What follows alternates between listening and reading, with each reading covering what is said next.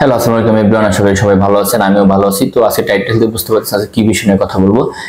যেহেতু আজকে ফিজি নিয়ে কথা বলবো, যাই হোক ভিডিওটা শুরু করার আগে বলতে চাই, যারা এখন আমার ইউটিউব চ্যানেলে সাবস্ক্রাইব করেন সাবস্ক্রাইব করে নেবেন। আর যদি আমার ভিডিওটা ভালো লাগে অবশ্যই আমার ভিডিওটা একটা শেয়ার করবেন অথবা লাইক কমেন্ট করবেন।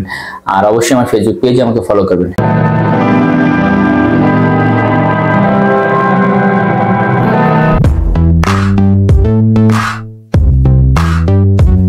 একটা বিষয় আমি আপনাদের একটু বলতে চাই, আসলে কি অনেকে আমাকে মানে ফোন দেন অথবা মেসেজ দেন অনেক কিছু জানার জন্য।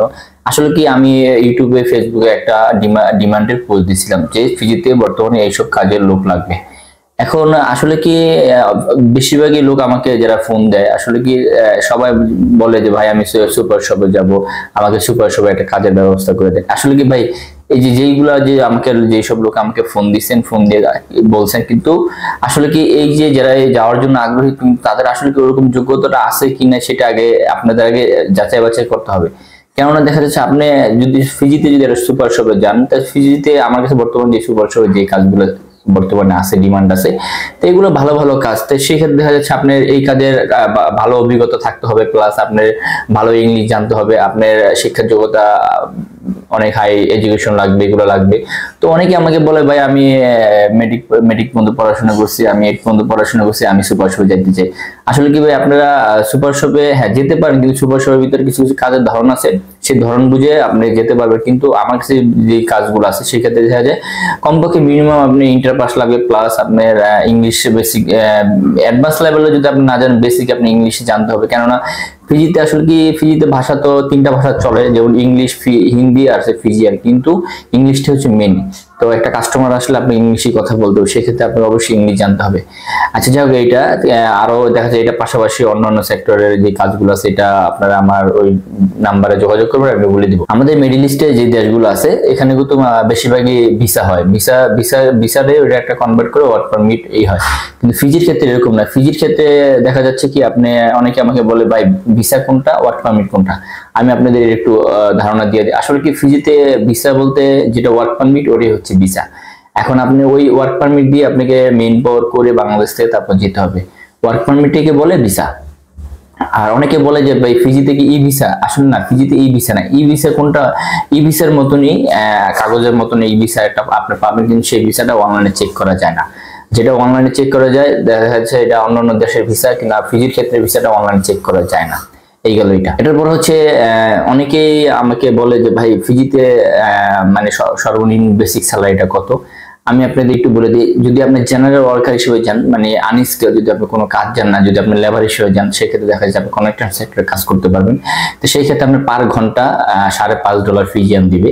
তো ফিজিতে কি এখন বর্তমানে আগে থেকে যে আগে যে $5 দিত, সেক্ষেত্রে একটু এখন স্যালারিটা একটু বাড়ছে, সরকারে সবার ক্ষেত্রে স্যালারি একটু বাড়াই দিচ্ছে। তো সেই ক্ষেত্রে দেখা যাচ্ছে $5.5 সর্বনিম্ন, এটা আপনি ফিজিয়ান ডলার তারা পার ঘন্টা হিসেবে দিচ্ছে। মানে 1 ঘন্টা আপনি কাজ করলে ফিজিতে $5.5 পাচ্ছেন ফিজিয়ান ডলার।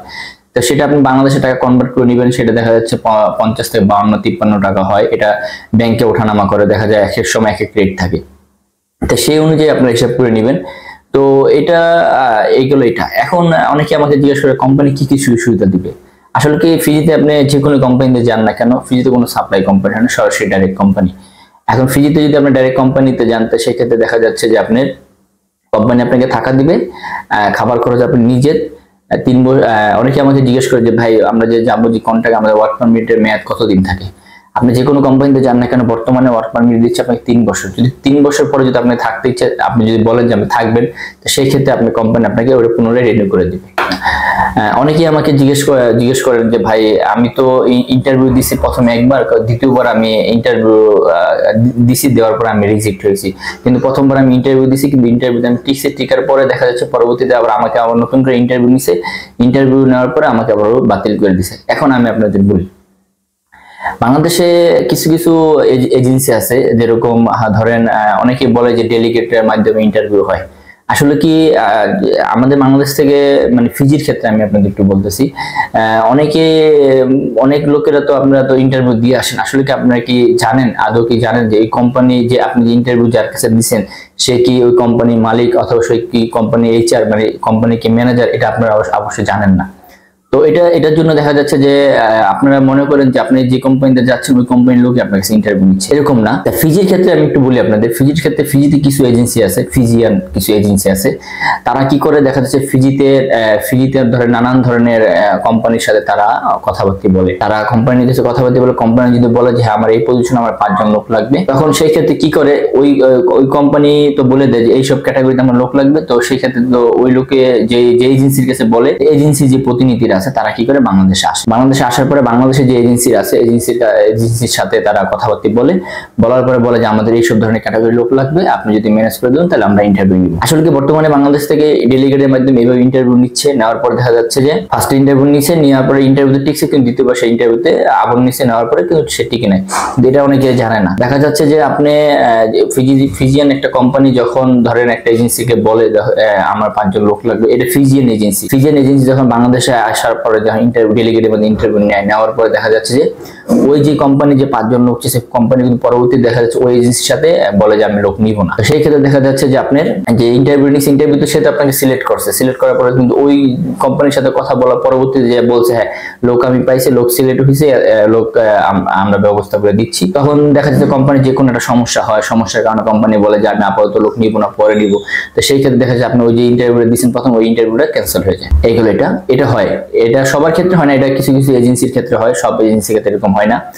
তো অনেকে আমাকে প্রশ্ন করছেন যে ভাই আমরা তো ইন্টারভিউ দিচ্ছি, ইন্টারভিউ দেওয়ার পর প্রথমবার টিসি দ্বিতীয়বার আমাদের বাতিল করে দিছে। তো এটা অনেকেই জানেন না, যেটা জানা খুবই দরকার। কারণ দেখা যাচ্ছে বাংলাদেশ থেকে যে ডেলিগেটদের ইন্টারভিউ তারা লোক নিচ্ছে, কিন্তু আসলে কি আদৌ কি অরিজিনাল কোম্পানি আসে বাংলাদেশে না আসে না, এটা অনেকে জানে না। হ্যাঁ কিছু কোম্পানি আসে, যেমন দেখা যাচ্ছে বড় তাদের বেশি যদি লোক সংখ্যা প্রয়োজন হয়, তখন সেই ক্ষেত্রে দেখা যাচ্ছে ফিজিয়ান কোম্পানির যে ওনার থাকে মালিক অথবা এইচআর আর সরাসরি বাংলাদেশে আসার পরে তারা নিজেরা ডেলিগেটদের মাধ্যমে ইন্টারভিউ দিয়ে লোক নিয়ে যায়। কিন্তু বর্তমানে বেশিরভাগ হচ্ছে দেখা যায় এজেন্সির লোকরা এসে বাংলাদেশ ইন্টারভিউ দিয়ে লোক নিয়ে যায়, কিন্তু সেই যে এজেন্সি আসলে কিন্তু সেই এজেন্সি তার কোম্পানিতে লোক নিচ্ছে না, সে ওখানকার কোম্পানির সাথে কন্ট্যাক্ট করছে, ওই কোম্পানিতে সে লোক নিয়ে দিচ্ছে। তো সেই ক্ষেত্রে দেখা যাচ্ছে বাংলাদেশ থেকে ডেলিগেটের মাধ্যমে লোক ফিজিতে যাচ্ছে। এগুলো এটা আসলে কি আপনি ফিজিতে যে কোনো কোম্পানি কাছে যান না কেন, যখন আপনি বাংলাদেশ থেকে ওয়ার্ক পারমিট নিয়ে যাবেন, ওয়ার্ক পারমিট পাবেন, তো সেই ক্ষেত্রে দেখা যাচ্ছে অবশ্যই ভিসাটা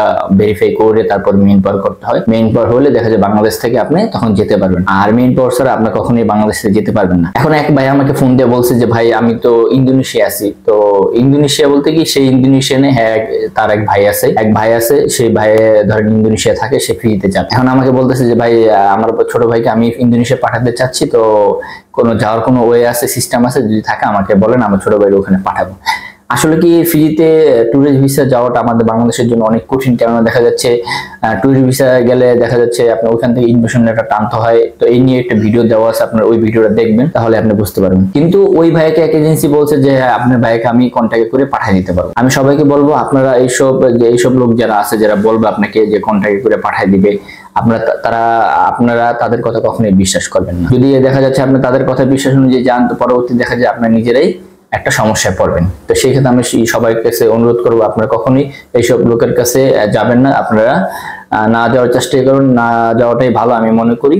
এইগুলো এটা। এখন আমি দেখি অনেকে ফেসবুক পেজে গ্রুপে অনেকে পোস্ট দিয়ে বলে যে ফিজি যাওয়ার পরে টাকা দেখা যাচ্ছে, এই যে লোকগুলো বলে, এই লোক আসলে কি অন্যান্য দেশে থাকার পরে দেখা যায় তাদের নাম্বার দিয়ে, হোয়াটসঅ্যাপ নাম্বার দিয়ে বাংলাদেশের লোকের সাথে যোগাযোগ করার পরে দেখা যাচ্ছে তারা বলে যে আপনি ফিজিতে যাওয়ার পরে তারপর আমাদের টাকা দিবেন। আসলে কি এই যে লোকগুলো আপনাকে কিভাবে একটা সমস্যা ফেলাবে আমি আপনাদের একটু বলে দিই। দেখা যাচ্ছে যে আপনি যদি বাংলাদেশ থেকে ফিজিতে যান, তাহলে মানে বৈধভাবে যদি ফিজিতে যান, সেক্ষেত্রে আপনাকে অনেক টাকা খরচ করে যেতে হবে। এখন আপনাকে এরকম একটা লোক দেখাবে যে বলবে যে ফিজি যাওয়ার পর আপনি টাকা দিবেন, আগে কোনো টাকা দিতে হবে না। কিন্তু এই লোকটা যে আপনার কাছে কি করবে জানেন, আপনার কাছে বলবে যে আপনি ফাইল রেডি করার জন্য 15-20 হাজার টাকা আমাকে প্রথমে দিতে হবে, আর বাকি টাকা আপনি ওখানে যাবেন, যাওয়ার পরে কাজ করবেন, কাজ করার পরে তারপরে আপনি আমাকে টাকা দিবেন। আমি সবাইকে বলবো আপনারা এইসব লোকের কাছ থেকে দূরে থাকবেন, কেননা এই যে 15-20 হাজার টাকা দিবেন, আপনি এই টাকাটাই লস হবে। তো সবার কাছে আমার বিশেষভাবে অনুরোধ, এইসব লোকের কাছে কখনোই আপনারা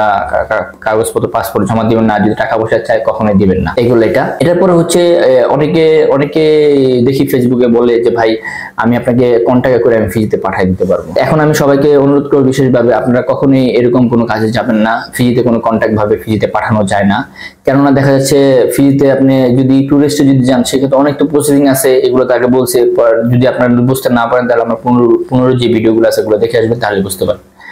আর আসলে হচ্ছে কি অনেকে আমি দেখছি ফেসবুকে গ্রুপে দেখি অনেকগুলা ফিজি, আসলে কি ফিজিতে যখন আমাদের বাংলাদেশি এত গ্রুপ ছিল না, তো শুরুতেই প্রথমে আমি ফার্স্টে গ্রুপ খুলছিলাম, অনেকগুলা গ্রুপ খুলছিলাম। তো সবগুলা এখন আমি কাজ করি না, যেহেতু দু একটা কাজ করি, কিন্তু এখন বর্তমানে অনেকগুলো গ্রুপ খুলছে। সেই গ্রুপে দেখি অনেকে পোস্ট দেয় বলে যে কন্টাক্টে আমি ফিজি পাঠাই দিব, কন্টাক্টে ফিজি পাঠাতে, ফিজি আমাকে টাকা দিবেন।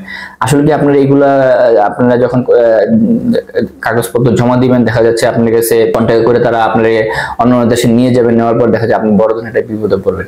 তো আমি সেই ক্ষেত্রে বলবো সবার কাছে বিশেষভাবে অনুরোধ, আপনারা এইসব ব্যাপারের কাছে দূরে থাকবেন। কেননা দেখা যাচ্ছে আপনার যদি ফিজি যাওয়ার ইচ্ছা থাকে তাহলে একটা বৈধ ওয়ার্ক পারমিট নিয়ে তারপর আপনি ফিজি যান। এই নিউজগুলো হচ্ছে ইদারিং এই 2-3 দিনে আমি দেখতেছি অনেক লোকেই বিপদে পড়তেছে, যাই হোক সেই কারণে ভিডিওটা করা।